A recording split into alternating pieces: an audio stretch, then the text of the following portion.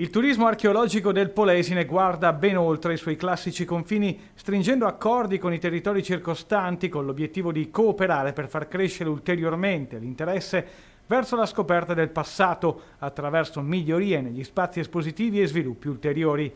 Al centro turistico culturale San Basilio, ad Ariano nel Polesine, si è parlato, grazie all'organizzazione del GAL Delta del Po, di come far crescere ulteriormente il territorio senza fermarsi alla sola provincia di Rovigo. Tanto è stato fatto, ma molto ancora si può fare. Scavi archeologici San Basilio, Museo di Adria e Corte Cavanella a Loreo sono tre capisaldi di quello che può essere la visitazione archeologica e culturale di questo territorio. Noi spesso diciamo che viviamo in una terra giovane legata a quello che può essere la bicicletta, la visitazione ambientale, ma questa parte di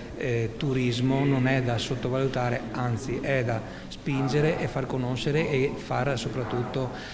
conoscere sotto il punto di vista anche di visitazione e anche di scoperta. Tanto quindi si può fare attraverso progetti di cooperazione interterritoriale come questo, grazie ai quali fondi importanti vanno a sostenere anche realtà già esistenti, come appunto il centro culturale di Ariano nel Polesine. Questo sito ha beneficiato peraltro proprio di un bando del GAL e che ha visto un suo riallestimento, la possibilità di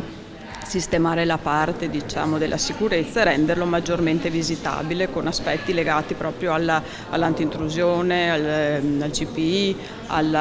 e appunto alla rivisitazione e alla messa in sicurezza dei reperti, in modo che possano essere più apprezzati nel loro riallestimento delle vetrine, quindi è stato un intervento per noi veramente importante. Interventi il cui ritorno turistico ed economico per l'intero territorio sono corposi. Il turismo sta un po' invertendo la rotta e di conseguenza